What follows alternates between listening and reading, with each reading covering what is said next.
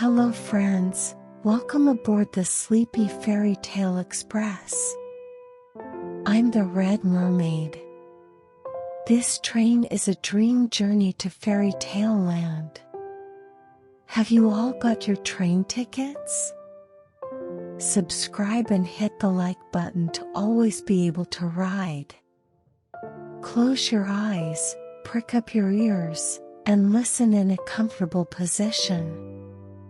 Today's story is The Juniper Tree.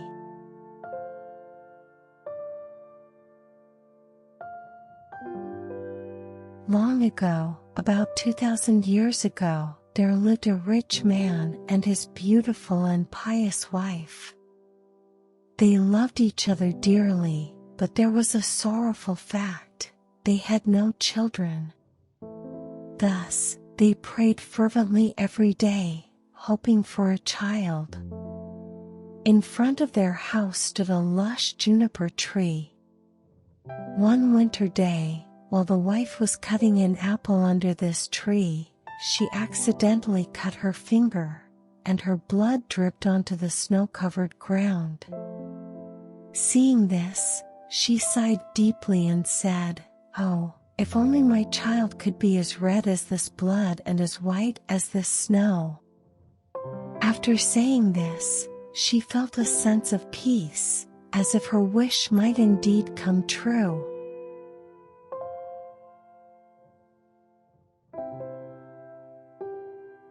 Time passed, and winter gave way to spring. A month later, all the snow had melted. 2 months later, magical spring had arrived, and the village was covered with verdant greenery. The earth was full of life, and on the 3rd month, flowers bloomed brilliantly, filling the world with color.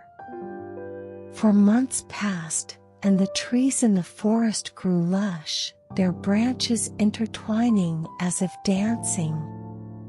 The forest echoed with the songs of birds, and petals drifted in the breeze, adorning the surroundings. 5 months later, the woman stood again under the juniper tree, overwhelmed by its extraordinary fragrance. Her heart fluttered with the sweet and fresh scent, and she knelt, overcome with joy. It seemed as if all the changes of the seasons had prepared for this moment, making the joy under the juniper tree an indescribably beautiful instant.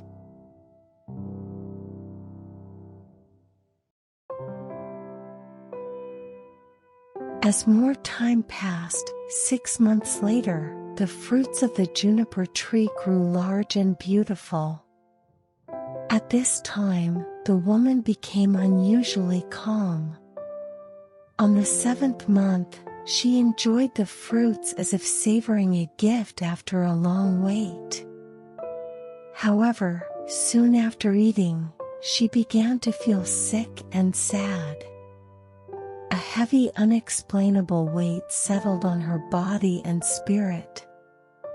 When 8 months had passed, she called her husband to express her last wish. With tears, she pleaded, "If I die, bury me under this juniper tree." Her voice trembled with emotion, but her eyes were peaceful, as if everything was preordained. She felt a great consolation and happiness before the month ended. And finally, after 9 months, she gave birth to a child. The child was unnaturally beautiful, as white as snow and as red as blood. Upon seeing her child for the first time, she was so overjoyed that she seemed to experience all the happiness in the world at once and passed away from this overwhelming joy.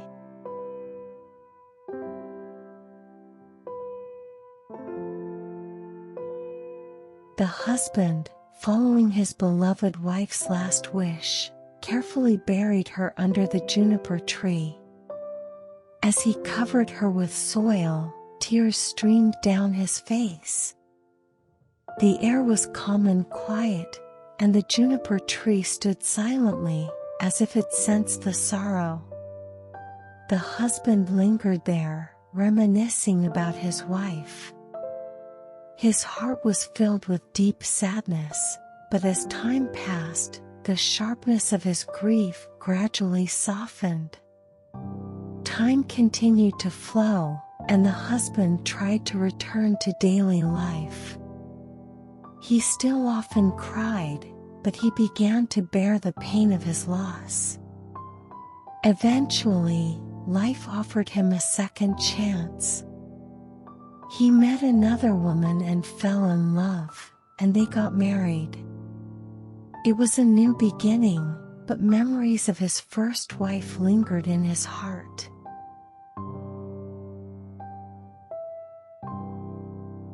With his new wife, the husband had a daughter named Marlene. The daughter was small and beautiful, completely capturing her mother's heart. She held her daughter close, wrapping the little hands around her fingers and pouring endless affection into her. The daughter's smiling eyes could make anyone forget any sorrow. However, there was another child in the family, a boy born from his first wife. His skin was as white as snow and his cheeks as red as blood, reminding him of his first wife's prayer that day. The husband felt a pang in his heart every time he looked at the boy. But the new wife felt complicated emotions towards the boy. As the boy grew, she increasingly feared that he would obstruct her own and her daughter's future. The presence of the boy caused her anxiety about the impact he might have on their lives, leading to a gradual buildup of tension within the family. This anxiety grew over time, becoming a larger shadow in her heart.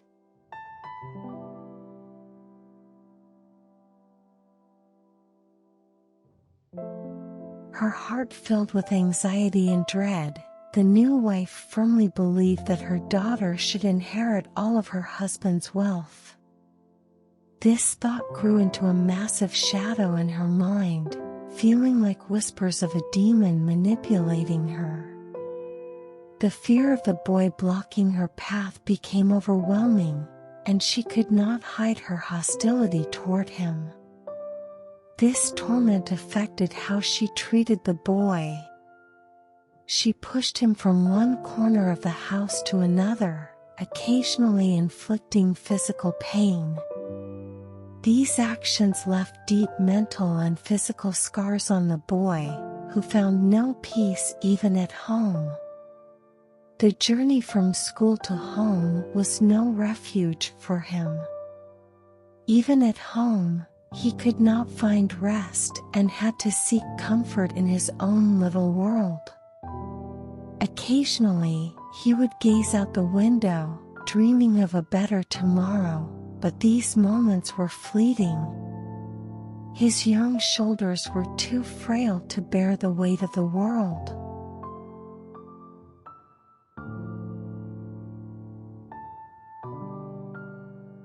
In a cozy room, on an afternoon bathed in soft sunlight, the daughter approached her mother affectionately with another request.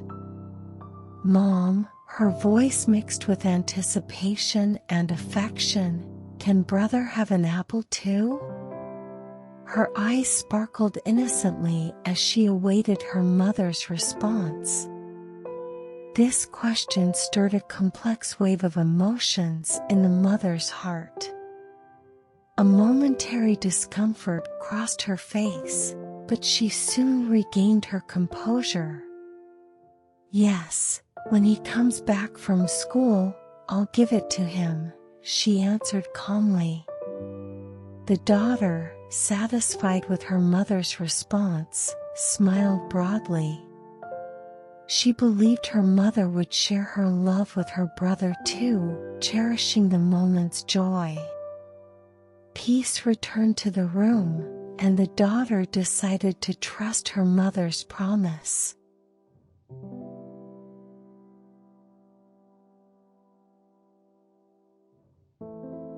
That afternoon, as she looked out the window at the children playing in the street, she noticed her stepson among them.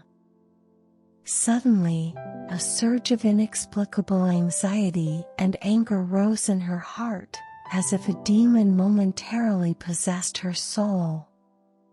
She abruptly acted on this impulse. Quickly snatching the apple from her daughter's hand, she sharply told her, "You cannot eat until your brother has eaten first." Her voice turned cold. The daughter, shocked by her mother's sudden change, paled. The apple fell helplessly from her hand, and the mother threw it back into the box. She closed the heavy lid and locked the box with a large iron lock. The box shut with a bang, echoing through the house.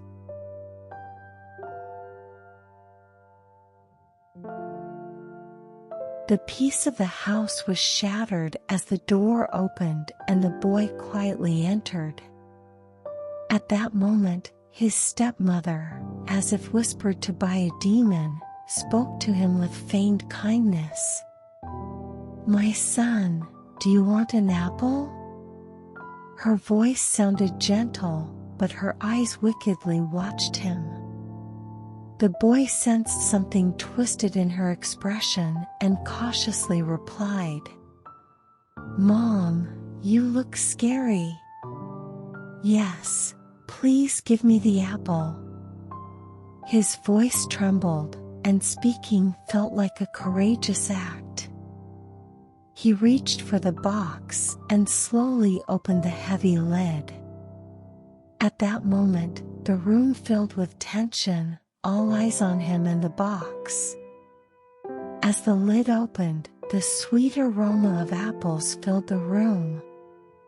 The boy reached for an apple, his movements cautious. In the darkness of the box, an apple brushed his fingertips, and he was seized by a sinister premonition.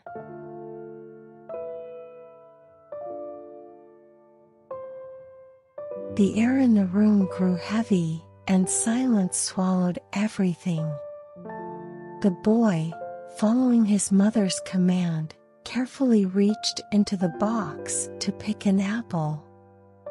"Pick one for yourself," her voice echoed one last time, with an eerie calm. As the boy leaned deeply into the box, suddenly her eyes filled with madness. As if possessed, she couldn't take her eyes off him. Then, in a moment, she acted. Bang! She slammed the heavy lid down. It struck the boy's head, and with a shock, his head flew off and fell among the apples. There was no scream, no sign of struggle. It all happened in an instant. A terrible silence fell over the room, and instead of remorse or fear, a horrific satisfaction crossed her face.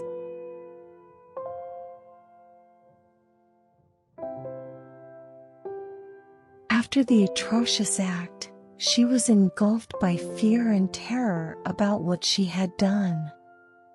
Her mind was filled with confusion and fear, and she desperately wanted to deny her actions. If only I could make them believe that this wasn't my doing. She frantically looked for a way to hide her actions. She quickly moved to her room upstairs. Opening a drawer, she took out a white handkerchief. Carefully, almost deliberately, she placed the boy's head back onto his neck. Her hands trembled, but she quickly wrapped the neck with the handkerchief, perfectly hiding the gruesome scene. Then, she carefully placed the boy in a chair near the house's door. She put an apple in his hand, making him appear peacefully seated.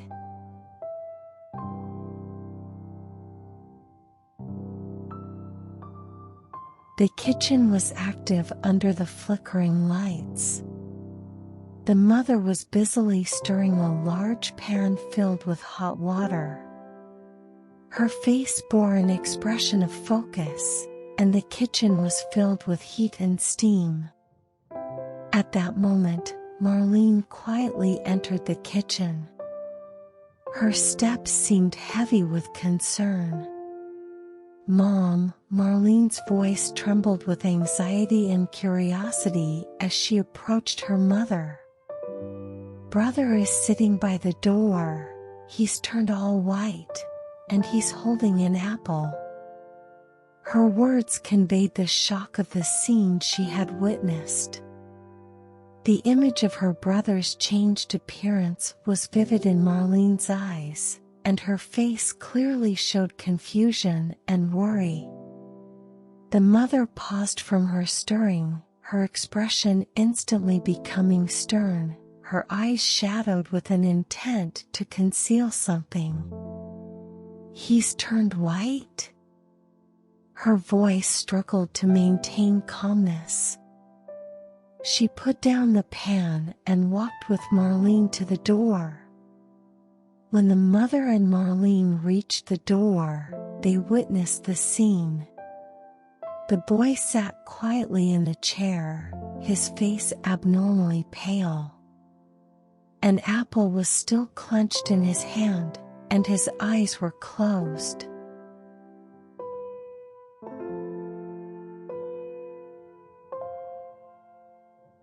After the uneasy conversation in the kitchen, Marlene walked back to the door as instructed by her mother.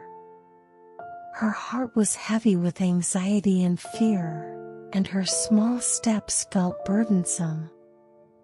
"He asked me for an apple, but he didn't respond, and I got scared," she repeated the words she had told her mother. The stepmother had instructed Marlene to ask her brother for the apple again and to slap him if he did not respond.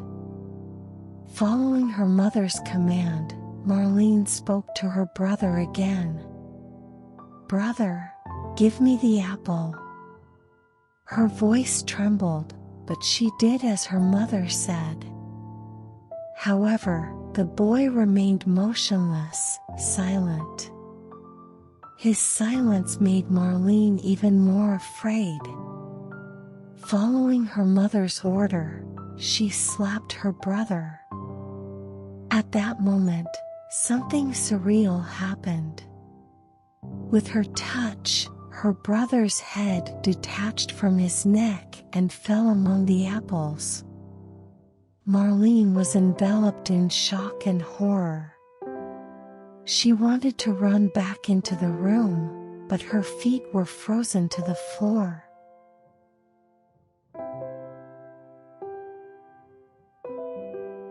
After the tragic moment, Marlene trembled with shock and horror, bursting into tears.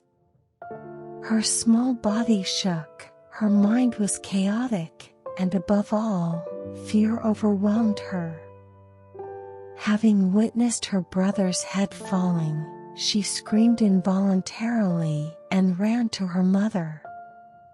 "Oh, Mom, I hit brother's head." Her voice was a cry of desperation, and her words carried a sense of urgency and fear. Her face was smeared with tears, and as she clung to her mother for comfort, her hands tightly gripped her mother's clothes. Marlene sought consolation amidst uncontrollable tears.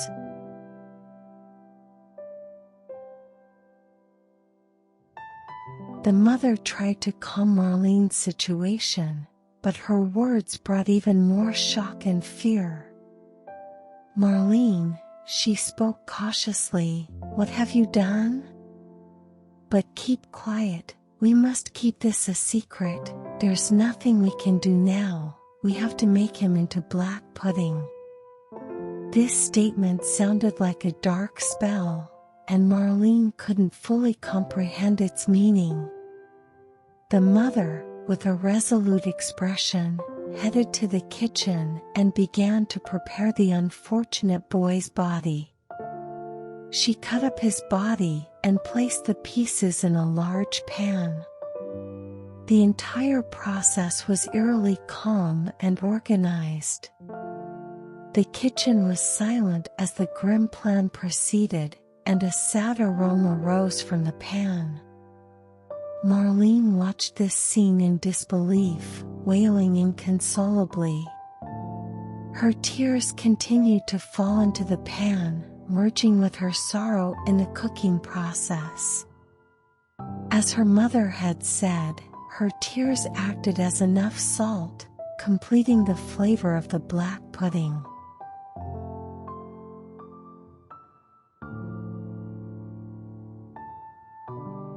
As dinner time approached, the house filled with the usual quiet evening atmosphere. The father finished his workday and sat at the dinner table. He began his meal peacefully, but soon became puzzled. "Where is our son?" The mother hesitated briefly before explaining her son's absence. She served a large plate of black pudding while cautiously responding, "Ah," her voice trembled insecurely. "He's gone over to his grandfather's house in the countryside. He'll stay there for a while." Her words sounded ordinary, but her eyes flickered anxiously. The father pondered her words, feeling unconvinced. "What's he doing there?" "He left without saying goodbye to me." Disappointment was evident in his voice. He was puzzled by his son's sudden departure and began to sense something odd.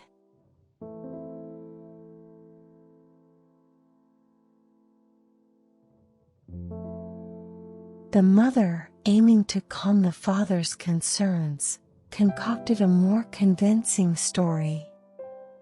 "Oh, he wanted to go," she continued cautiously.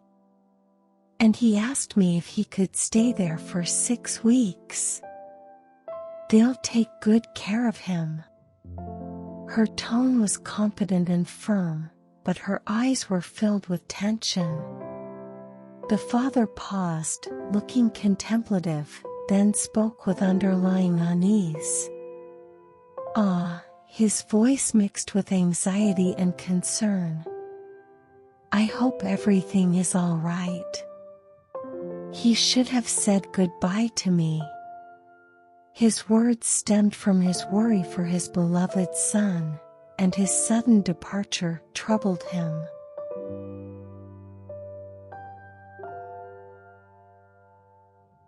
The father tried to soothe Marlene's continuous crying. "Marlene, why are you crying? Your brother will surely return." His voice was filled with intent to comfort, but it also carried his own uncertainties about his son's absence. Marlene did not respond to his words and only cried more. Her tears made the dinner atmosphere heavier, and the family tension increasingly intensified. The father praised the dish as he ate the black pudding. "Ah, dear, this food is really delicious. Give me more." His voice was filled with satisfaction, momentarily forgetting his worries. However, as he continued to eat, his desire for more grew. "Give me more. You won't be able to eat. It's like mine." His speech became increasingly compulsive, his obsession with the food almost reaching a level of craving. He kept eating, and as he ate, he threw all the bones under the table. His actions appeared almost automatic, and he did not stop until he had eaten everything.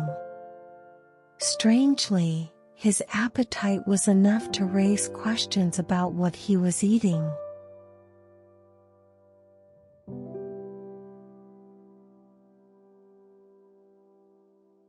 After the meal, Marlene quietly stood up. Her heart was filled with sadness and despair, and her tears were incessant. Unable to bear the increasingly oppressive atmosphere, she headed to her room. There, she took a moment to catch her breath and opened her drawer. From there, she took out her most luxurious silk handkerchief, which held special significance because it was her favorite and most cherished. With the silk handkerchief in hand, Marlene returned to the dining room. Under the table were the bones that her father had carelessly thrown during dinner. She quietly collected these bones one by one and placed them in the silk handkerchief. Her movements were gentle and cautious, but tears continued to stream down her face. As she collected the bones, thoughts of her brother made her weep continuously. After placing all the bones in the handkerchief, Marlene carefully tied it up.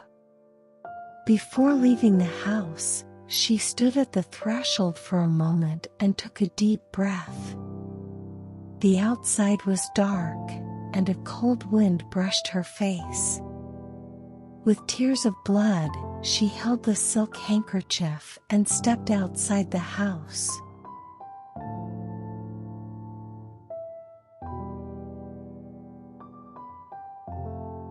Marlene, with heavy steps, left the house and headed towards the place with the juniper tree.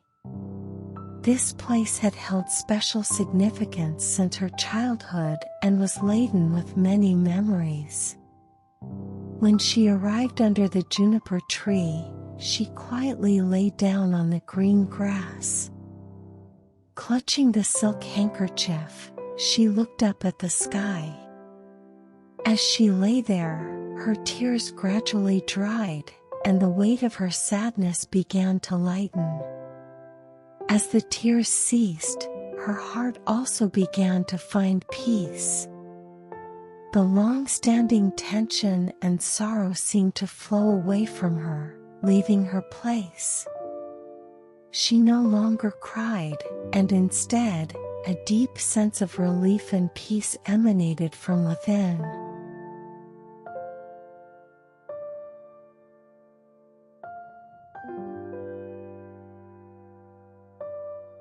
As Marlene lay peacefully under the juniper tree, strange phenomena began to occur around the tree. Surprisingly, the juniper tree started to move on its own. Initially, it seemed as if mist was rising from the tree. This mist gradually thickened, creating an illusion of flames burning at its center. These flames were intense and brilliantly lit, and from within these flames, a beautiful bird emerged. The bird, born from the flames, soared into the sky majestically singing. Its song was filled with wonder and joy, and its flight was powerful and graceful. As the bird ascended higher, the surrounding mist and flames slowly dissipated, and the juniper tree returned to its normal appearance.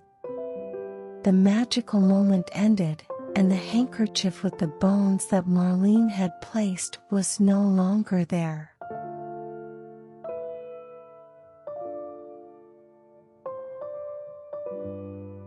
The mysterious bird brought peace and joy to Marlene's heart and soared high into the sky. However, its journey did not end there. The bird headed towards the house of a goldsmith. Upon arriving, the bird perched on the roof of the house and began to sing. Its voice was clear and resonant, and its song filled the air with a profound melody. The song carried a sad yet beautiful lyric. My mother killed me. My father ate me. My little sister, Marlene, gathered all my bones, tucked them in a silken handkerchief, laid them beneath the juniper tree. Peep, peep, what a beautiful bird am I.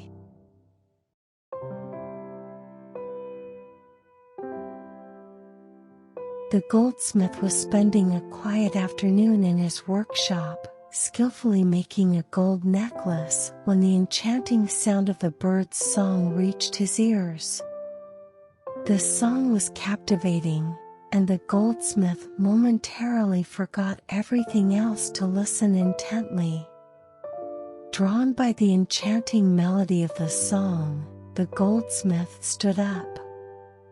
He paused his work on the necklace and walked towards the source of the sound. However, as he crossed the threshold, one of his shoes came off.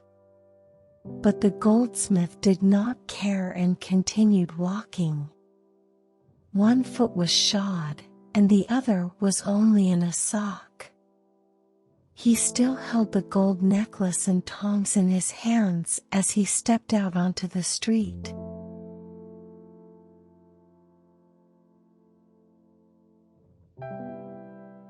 The goldsmith was profoundly moved by the beauty and voice of the bird.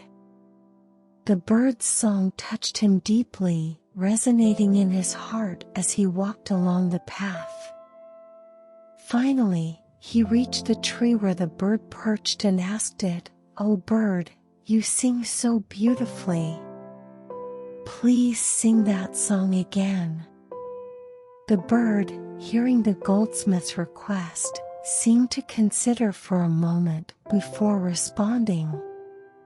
No, the bird's voice was firm. "I do not sing twice for free. Give me the gold necklace, and I will sing again." The goldsmith was momentarily surprised, but soon agreed to the bird's demand. He took out the gold necklace he had crafted, a piece embodying his skill and artistry. The goldsmith presented the necklace to the bird, saying, "This is the gold necklace I made. With it I'll pay for your song."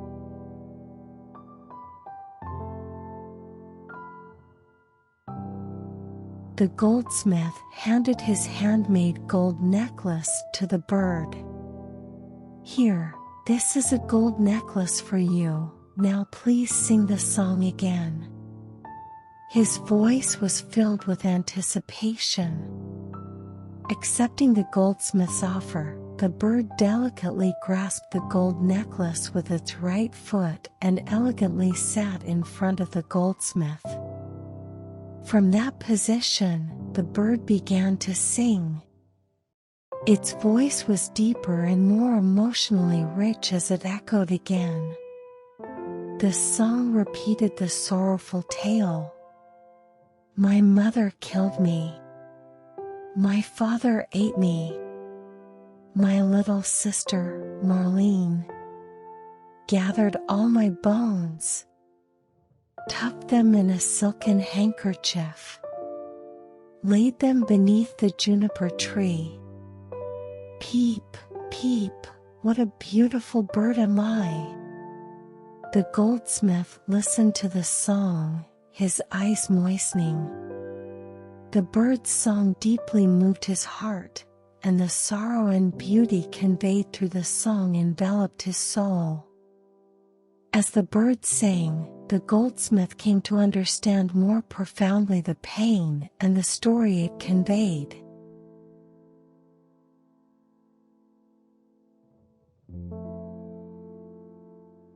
The bird's song left the goldsmith's house and moved to a new location, this time the roof of a cobbler's house. The bird landed there and once again unfolded its tragic story through song. Under the bright sunlight, its voice echoed throughout the area. The song repeated the same lyrics. My mother killed me. My father ate me. My little sister, Marlene, gathered all my bones, tucked them in a silken handkerchief, laid them beneath the juniper tree. Peep, peep, what a beautiful bird am I!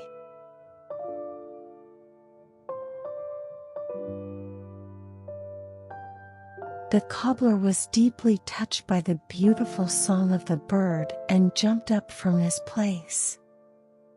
He hurriedly put on his coat and rushed out of his workshop, looking up at the roof where the bird was singing.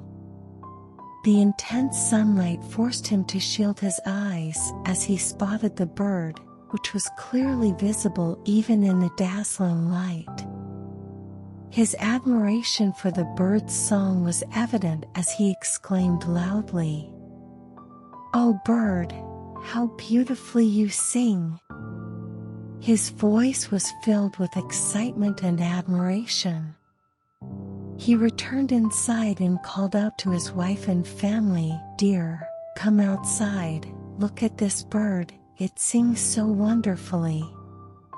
At his call, his wife, family, and even his apprentices and the village children gathered.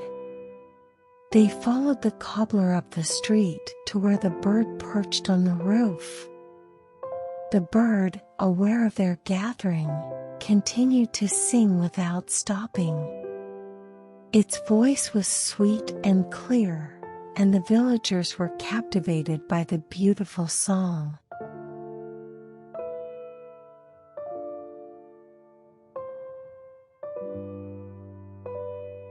As the gathered crowd looked up at the bird on the roof, they were amazed by its stunning beauty.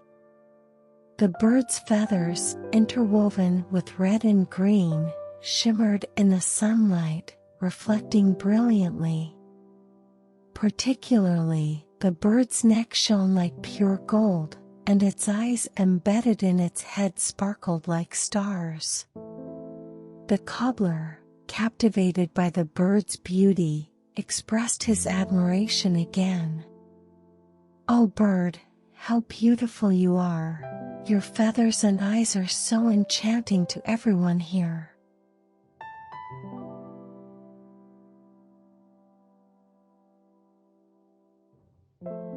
The cobbler, moved by the bird's song, decided along with the villagers to offer something to the bird in exchange for another performance. At his request, the bird initially refused.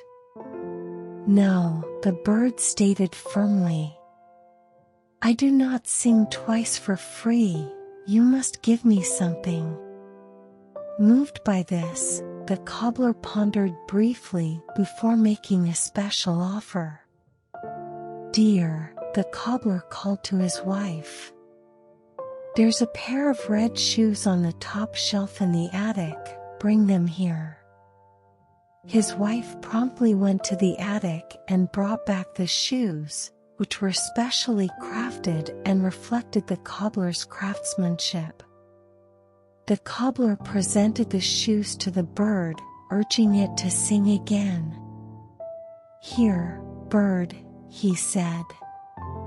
"Now sing the song again." The bird carefully grasped the shoes with its left foot and accepted the offer, then flew back to the roof. There, it began to sing the beautiful song once more. "My mother killed me. My father ate me. My little sister, Marlene, gathered all my bones, tucked them in a silken handkerchief, laid them beneath the juniper tree. Peep, peep, what a beautiful bird am I.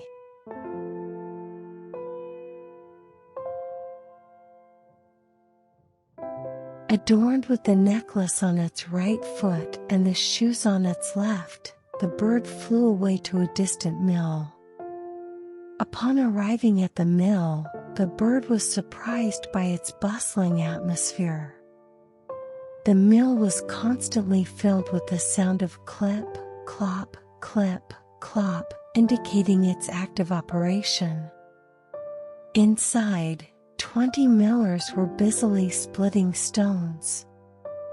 They skillfully went about their work, their chiseling creating a rhythmic music that sounded like hick, hack, hick, hack.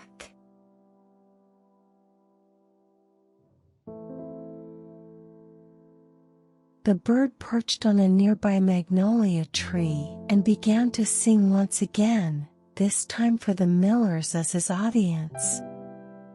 It started its song calmly, and the lyrics reached the ears of the millers working inside. My mother killed me. As the bird sang the first line, one miller stopped his hammering and listened to the song.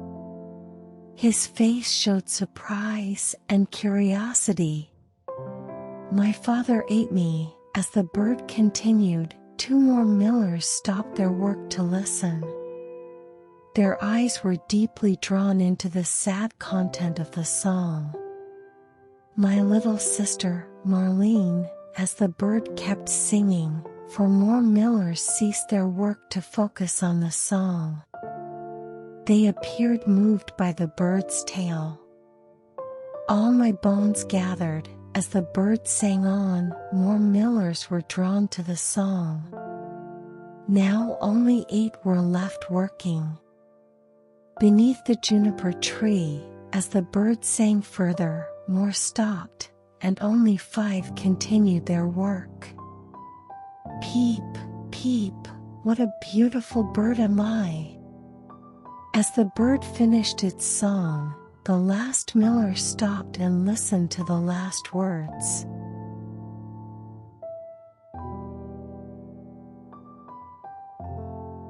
The atmosphere in the mill was electrified by the bird's song. All the millers had stopped working to listen to the captivating voice of the bird.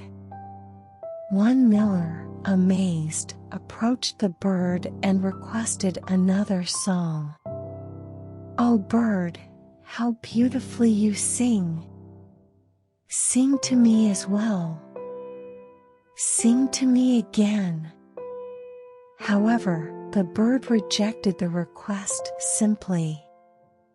"No," said the bird firmly. "I do not sing twice for free. Give me the millstone, and I will sing again." One of the millers immediately responded. "Yes," he said. "If it's mine to give, I will give it to you." Others agreed, "If he sings again, we will give it to him."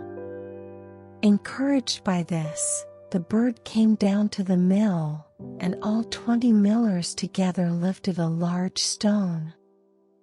With the cooperation of the millers, the bird received a fitting stone for its neck. It wore the stone like a necklace and flew back to the tree. From a high branch, the bird began to sing its beautiful song again. My mother killed me. My father ate me. My little sister, Marlene, gathered all my bones, tucked them in a silken handkerchief, laid them beneath the juniper tree. Peep, peep, what a beautiful bird am I.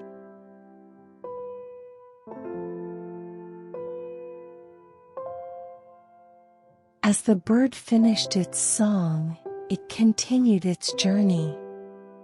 Now adorned with a gold necklace on its right foot, shoes on its left, and a millstone around its neck, These new adornments enhanced its beauty as it flew back to its father's house. Upon arrival, the dining room held the father, mother, and Marlene, who were eating dinner. The father exclaimed, "I feel light-hearted and very happy." His voice was filled with contentment and happiness. However, the mother's reaction was somewhat unstable. "No," said the mother. "I feel anxious, like a great storm is about to come." Amidst this conversation, Marlene continued to cry. At that moment, the bird landed on the windowsill, and the father looked outside and spotted the bird. Filled with joy, he said, "Oh, I am really happy, and the outside is so beautifully sunny, it feels like meeting an old friend again." His joy seemed like he had rediscovered something he had lost. On the other hand, the mother became more anxious, tearing her corset, and Marlene was immersed in sorrow, continually crying.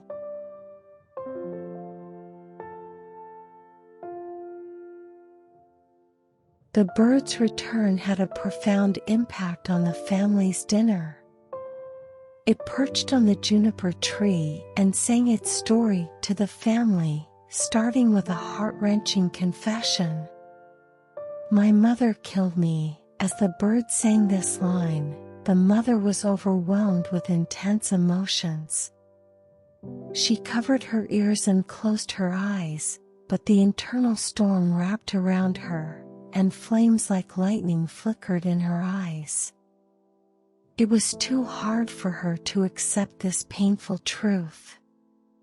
"My father ate me." As the bird continued its song, the father admired the song's beauty but was aware of its serious content. He expressed his excitement and admiration, saying, "Oh, mother, that bird is really wonderful. It sings so brilliantly, and the sunlight is warmly shining, it's like the smell of cinnamon."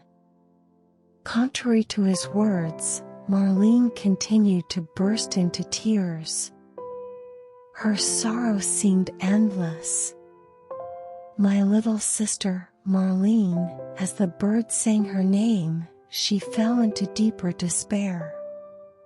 The father, unable to contain his curiosity, went outside. "I'm going to go outside. I want to see the bird up close."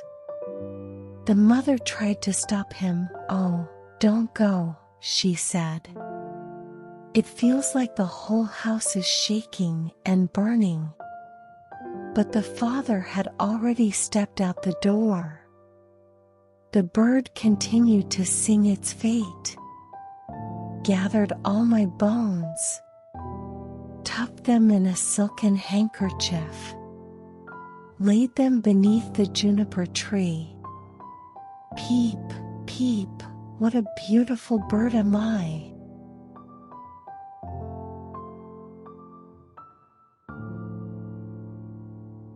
As the father stepped out the door, the bird dropped the gold necklace from the sky, hitting him perfectly around the neck.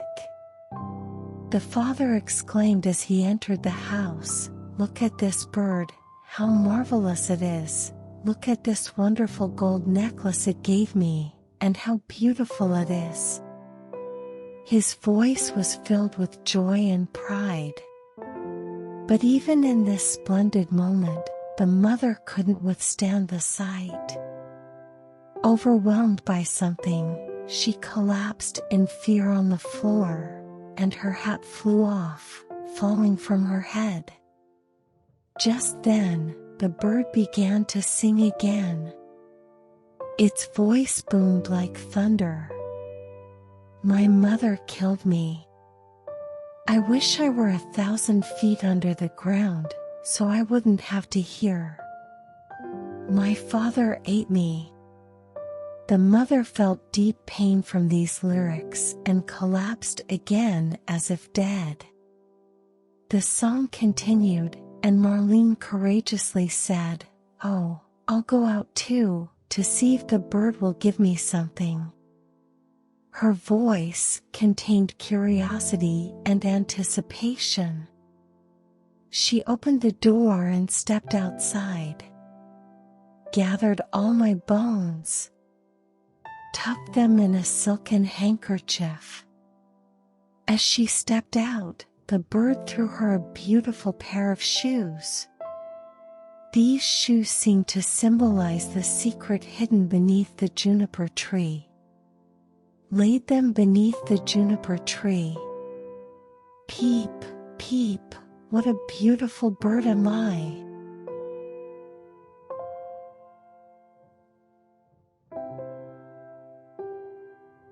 Having received the new red shoes, she expressed the freedom and joy these shoes brought her through her actions. She started dancing happily around the house, her movements feeling weightless as if lifted. "Ah," she said with a voice full of pleasure. "I was so sad before going out, but now I feel so light-hearted. That bird is really wonderful. It gave me red shoes." Marlene's words indicated that the long-suppressed sorrow had disappeared, replaced by new joy.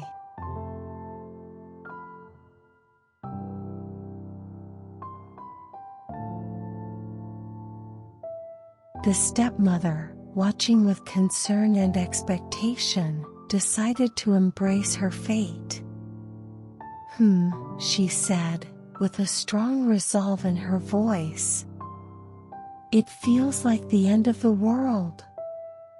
I'll go out too, to see if my heart lightens." As she finished speaking, she kicked open the door and stepped out. The outside air was cold, and the moment she stepped out, bang!